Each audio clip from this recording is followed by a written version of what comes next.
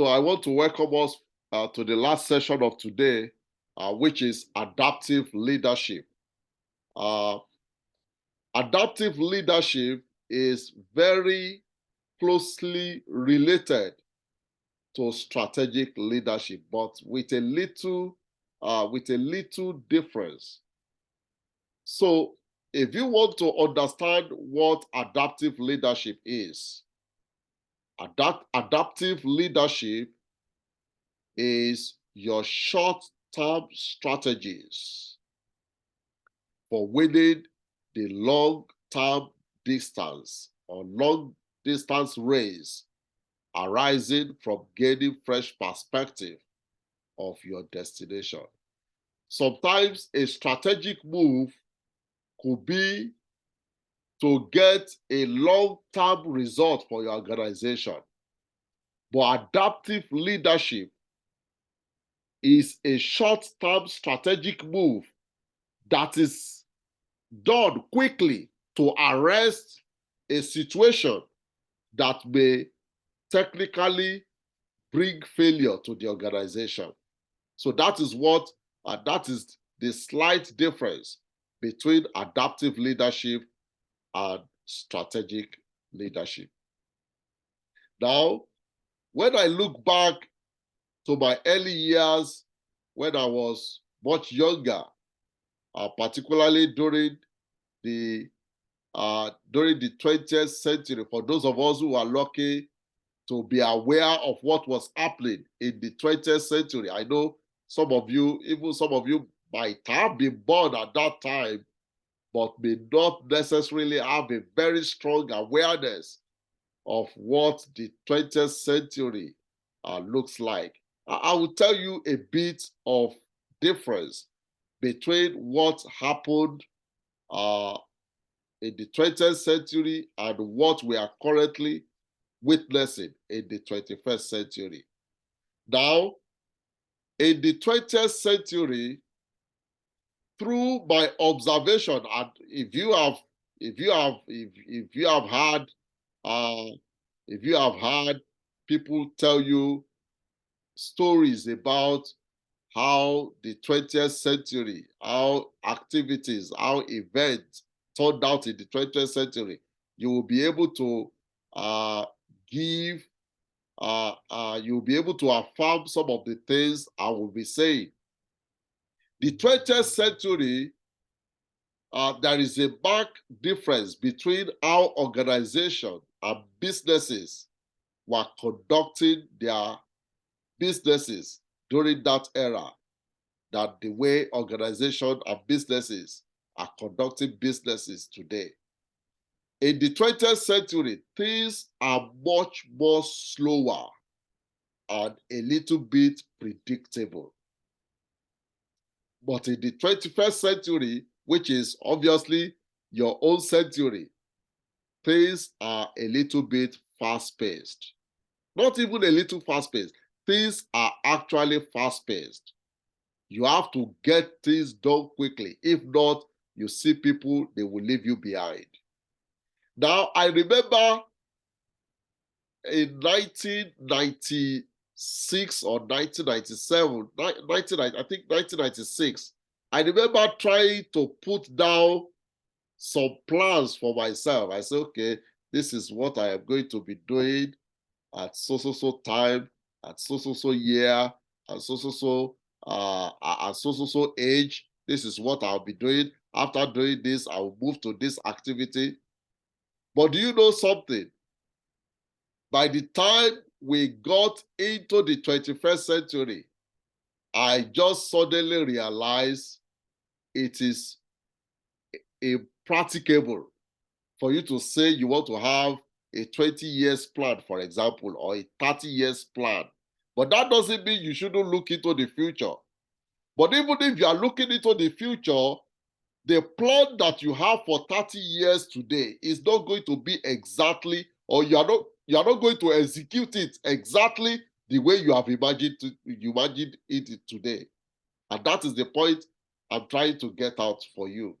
That whatever you imagine today that you probably want to do in the next 5, 10 or 15 years is not going to be carried out exactly the way you have imagined it today. And this is where adaptive leadership is very, very important. And if you are not an adaptive leader, if you don't know how to adapt to situation and change strategies, when you notice that things are not the way it should be, or by your observation of how events are going to turn out, if you don't know how to adapt to situation, you are going to be left in the cold. And I'm sure you must have heard about companies like Kodak. Some of us must have heard about Kodak. Kodak was a photographic a photography company that was, in those days, Kodak was all over the place. They produce films through which people take pictures in those days. But where is Kodak today? Do you know that the camera, the digital camera we are using today, it was Kodak who first innovated and brought that invention out.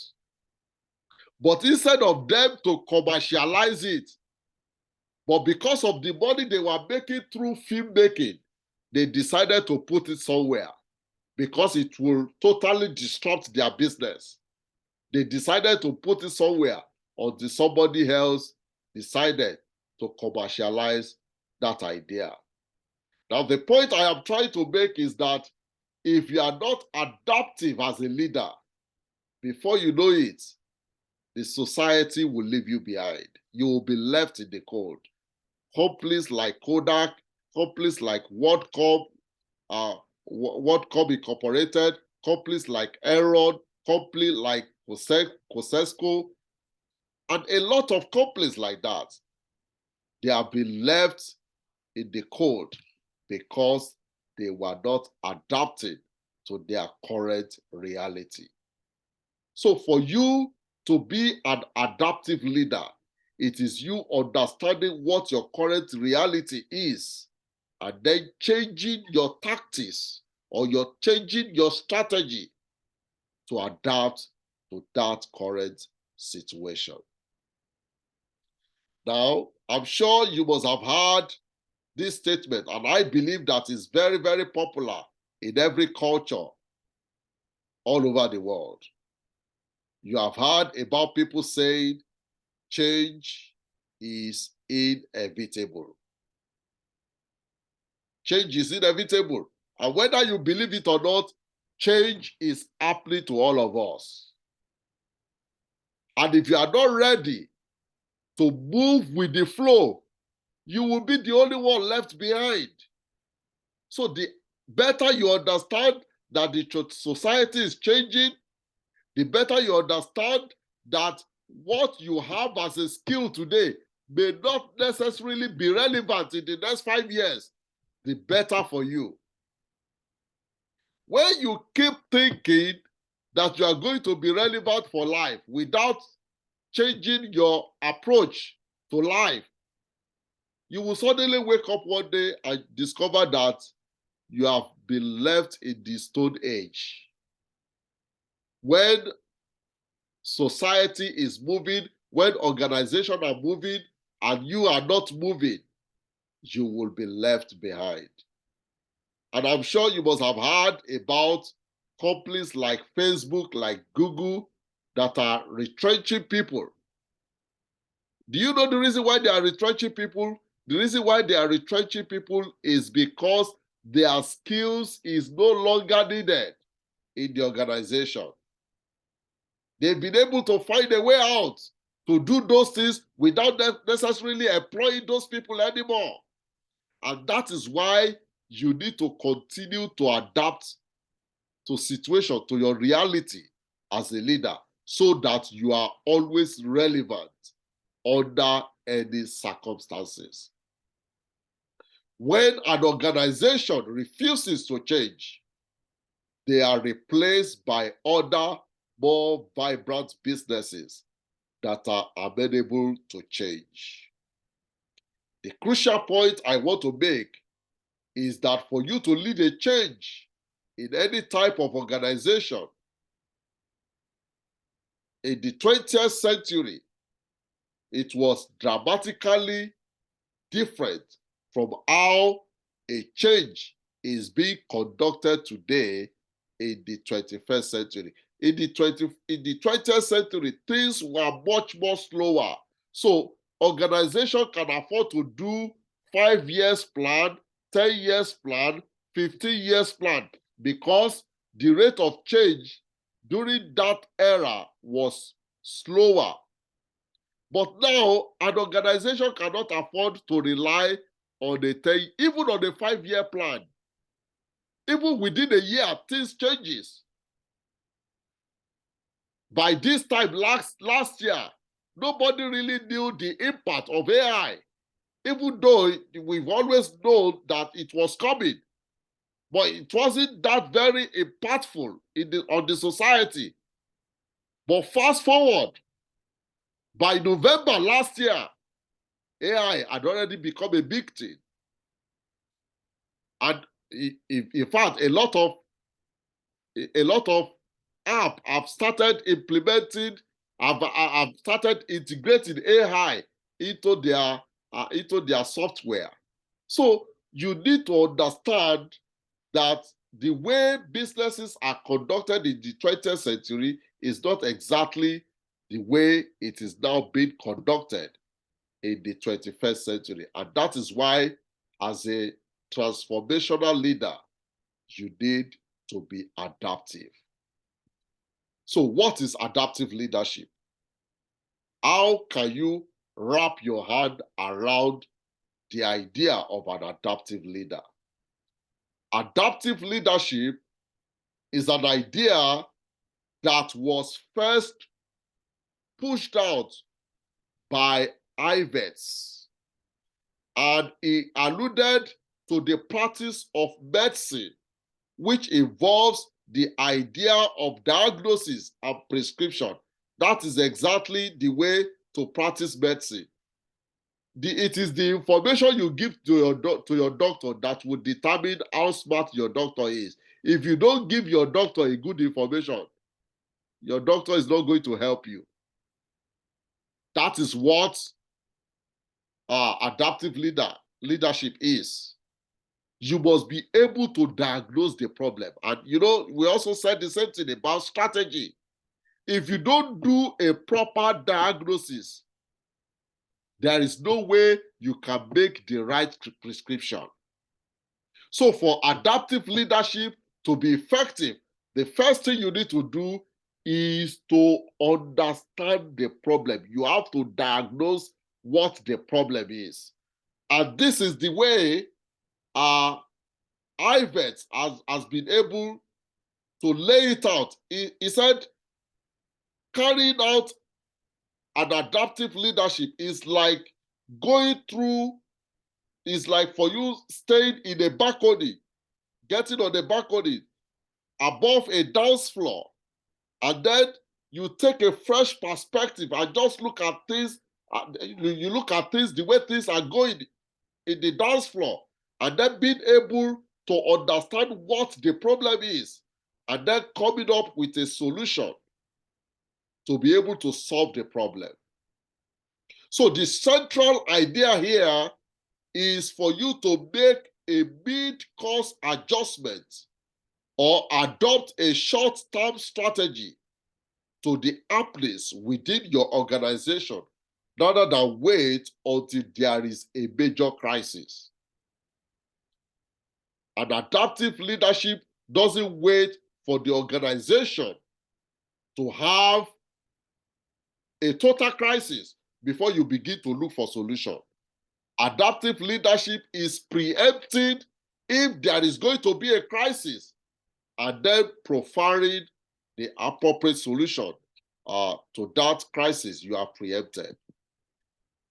Now let's talk about facts about stability thinking, which is what was prevalent in the 20th century as against uh, uh, design thinking, which we are going to look at later on.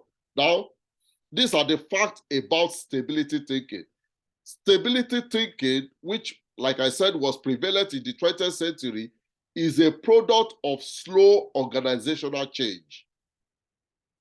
It was okay during that era, but let me tell you, it is not okay today. Things are much more faster today. So you cannot afford to be saying you want to stabilize things. No. What you need is flexibility and adaptability. Another fact about stability thinking is that it was the hallmark of the 20th century, which was fine with that era. Another fact about stability thinking is that it is possible to make short, medium, and long-term plan back then, which was perfectly fine with that era. But however, Cotter, who wrote a book uh, about uh, uh, about leading change. He wrote the book, I think he wrote the book in 1996, and we are going to look into that. We are going to look a bit into that in the next module. Cotter wrote a book called Leading Change in 1996, which was still in the 20th century. And in that book, he was able to see that over time, doing short-term, medium plan, and long-term plan may not necessarily be the way organization of the future might go. So Cotter advised that for you to be able to deal with unexpected change of the future, then you will need to embrace a lifelong learning attitude. So that means you always want to put yourself on the point of always learning new things so that you are not caught unaware. And that is the idea of the 20th century and about stability thinking.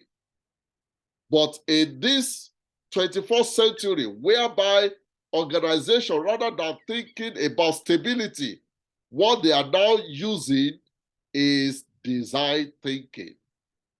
And in design thinking, what are they doing? They are only trying to try different experiments. They try to conduct different experiments and see which experiment will eventually work to make the organization to be productive. But however, there is need for us to understand one serious problem about design thinking. And this is what Ivet says, that it is a myth that an organization has to be broken before management leadership can initiate a change to fix it. You don't have, the organization does not have to get into a major crisis before you begin to fix it. It is a total myth for you to think that a real problem has to arise before you can begin to think of solution. What Ives is trying to say is that before the problem occurs, you are already preempting it and you are already providing solution. You are already adjusting your solution in such a way that it helps you to get to your destination. Another thing about design thinking in practice is that design thinking does not promote rigidity in implementing a magical business idea. You know, I know in those days, when you want to go to a bank to ask for a loan, I know some banks still do it today. They will ask for your business plan. They will ask for your feasibility study. But to tell you the truth, those things are not workable in this generation again. Because what you think is visible yesterday may not be visible today again. And this is where design thinking is very, very important. Design thinking is about trying different ideas. You try this, it doesn't work, you put it aside. You try this, it doesn't work, you put it aside. Through that process of trying different things, you are able to know what works and what does not work. And that is the essence of design thinking. It is like putting in a lot of effort until you are able to get that which is able to get you a breakthrough result in your organization.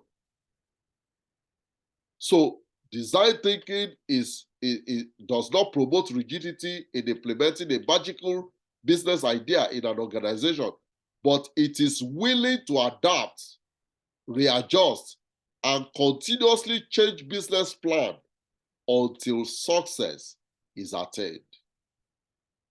Another fact about design thinking is that you have to adapt your leadership to your current reality by exploring different options available to you. That is another thing about design thinking. You have to adapt your leadership to your current reality so that so by exploring different options that is available to you. Now, let's try and bridge the gap between 20th century and 21st century strategy. Now, in Kotter's book, Leading Change, which was written in the 20th century, I think 1996 precisely, it was assumed that organizational change are only necessary when an organization is on the brink of collapse. That is the idea of the 20th century, that you only need to implement a change in an organization when an organization is about to die. But in contrast, Ives' book, which was written almost a decade into the 21st century, that is Adaptive Leadership, that was written by Ives. Ives understood the dynamism that now exists in an organization, and he proposed adaptive changes and leadership style. And as a leader, he stated that you should occasionally step onto the balcony to observe what is going on in your organization and then design an intervention plan which you can administer mid-course in the organization's life or midway in the organization's life. So you are always, you are always stepping aside and looking at how activities are going on within an organization and then be able to come up with an intervention plan so that you quickly arrest the problem before it escalates. Now, to conclude, I would like to conclude by quoting what Joel Baker says. Joel Baker says, neglect the future, and no one will thank you for taking care of the present. It is one of the hardest lessons for any leader to learn. The future is where you belong most of the time. Joel Baker. So I think we have come to the end of the second lesson. I know it's so brief, but it's just a little extension of the strategic leadership that we learned earlier on. So if you have any question, please go ahead and ask your question.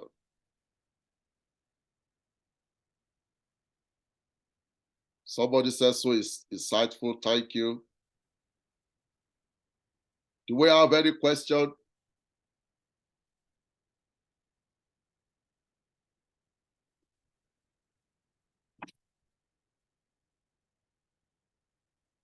Do we have any question?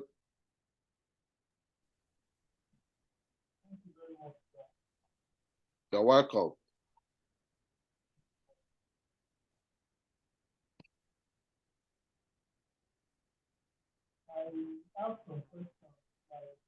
Yeah, it's like you have too far away from your microphone.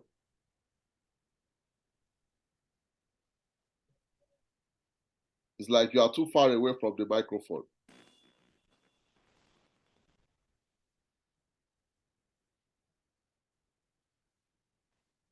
Go ahead.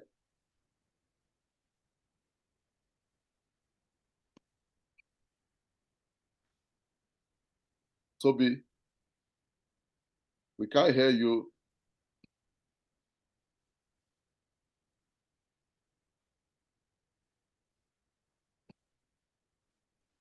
Toby, we cannot hear you.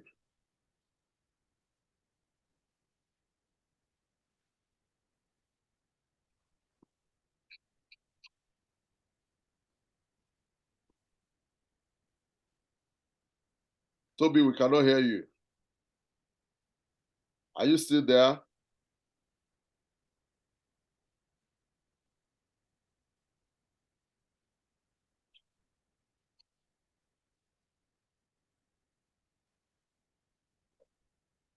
Toby, are you still there?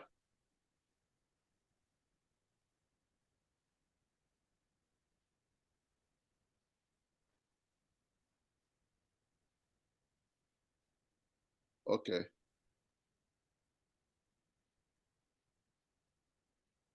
Okay. No problem. Okay, they asked for video. But unfortunately, the first video, we were almost halfway through before we could